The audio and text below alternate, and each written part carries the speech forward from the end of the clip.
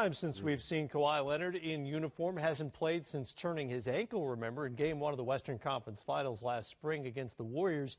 But it was a right quadriceps tendinopathy that has kept him out Say that so again? far. Right quadriceps tendinopathy. A white quadricep. Right. Right. Right. Right. You said white. You I said did white. say white once, but I corrected myself. Right quadriceps tendinopathy. Got you. Which That hurt. you guys heard ever of had that? tendinitis. It's taken a long time, whatever it is. Yeah. It I know is. you don't want it. Apparently not, no. Because Tony Parker tore his quad way back when, and he came back before The Kawhi. right one or the white one? Which The right one. The right one. He tore the right one. Yeah. Right quadriceps tendinopathy. I'm going to stop saying that. But it's phenomenal to watch what the Spurs have done without Tony, without Kawhi. Kyle Anderson's been out. And they're in third place in a tough Western Conference. Give a lot of credit to Manu, LaMarcus Aldridge. I mean, they have played good basketball. It's the system, we understand, but you still got to plug in great players. So I'm looking forward to seeing their defensive numbers go to another. And Greg, you know this. When you have a lockdown defender, because some guys play good defense, he's a lockdown defender. I don't have to help as much now. On great players, and he can contain them, and that should provide more defensive rebounds for them because you can stay body on. There you go, and that's the big key. And he's one of the few guys that can guard the very best players in the league, and you still not have to help. It's one thing, like Smitty's saying, it's one thing to go guard a third option. You put your best defender on a third option, and you don't have to help. But when you can put him on a first option, and you don't have to break your defense down consistently, that changes everything for your team. And so even though he may not be where you want him in terms of rust and feel, from a defensive standpoint, he still should be able to have a positive impact in the minutes that he's going to be allotted. I would assume, not that he's on a minutes restriction, but I'm sure they're not going to push the envelope. No, you wouldn't think so. They'll ease him in, I'm sure. And Until without he's him, ready. third best defensive rating in the league here so far. You basically answered the question that I was going to ask, which is just how remarkable it is that the Spurs have gotten to this point in the season, third in the Western Conference, without a first-team All-NBA player seeing the floor yet. Yeah, but credit LaMarcus Aldridge for playing like an All-NBA performer. And this is, I think, what's going to benefit the Spurs long-term is the fact that without Kawhi Leonard, LaMarcus Aldridge has gotten his rhythm and gotten a comfort zone in their system where I think with Kawhi back and if Kawhi gets to where he had been, I don't think you see as significant a drop-off from LaMarcus. And I also think now that even if the numbers don't show it, his mindset, LaMarcus Aldridge's mindset, he knows he is valuable now. He knows what his role's going to have to be in order for this team to get to another level. And to add to that point, Gia, you're totally right. If you're Kawhi Leonard, you've got a chance to watch him play and go to work. And so I think now you have more of a trust factor. You get a chance to throw the basketball to him and knowing you have somebody else who's ready to go.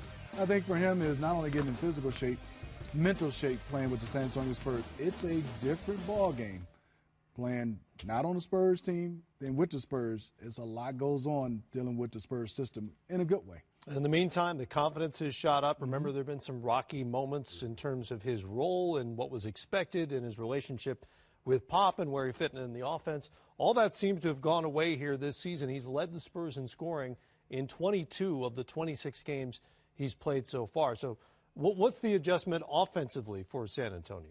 Well, I think the big thing is he now knows how he's got to play in order to get his shots. I think one of the problems that he had is he got into settling mode, meaning, he didn't put forth the effort and energy. The thing about the Spurs system, and Smitty's played in it, you got to be able to play without the basketball. And I think he was so accustomed to going to a spot on the floor and being given the ball, and then everybody watched him play.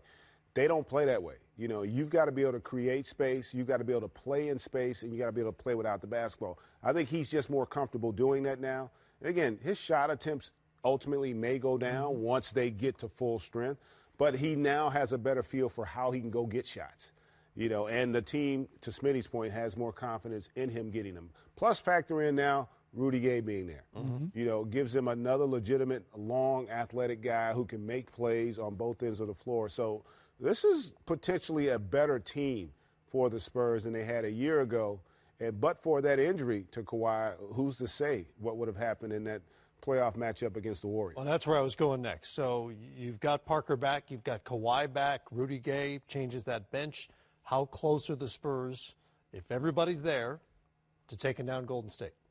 Well, I think they've gotten closer, but I still don't think they have enough to take down Golden State because when you're talking about 1 game, 2 games, I definitely give the Spurs, a chance. But I think now when you watch the San Antonio Spurs, I still look at, do they have enough to deal with, maybe say adversity of LaMarcus Aldridge or Kawhi Leonard was in foul trouble. They have a fantastic system, but I love what Manu's done.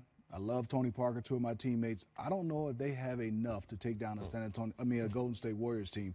But I think right now, though, everybody in the West, you don't want to play the Spurs. No. Because even if you beat them in the second round, it's going to take a lot out of you. Right. Because, mentally, you have to be focused to be able to really beat them. Yeah, that's the thing with the Spurs is you don't want to play them because you know they're not going to beat themselves. Right. Like some teams will beat themselves even in the postseason. The Spurs won't. And I will say this, too, with Rudy Gay. He does become an X factor from an offensive standpoint because I felt last year they didn't have enough offense. They needed Aldridge to play better, but they also needed somebody else that could consistently put pressure on the defense. Rudy Gay could be that guy. And to Smitty's point, yeah, the gap's closed. Golden State's not head and shoulders above everybody in the West, but they're still a head above everybody, even though the Rockets have been pretty impressive this year. I would agree with both of you on that.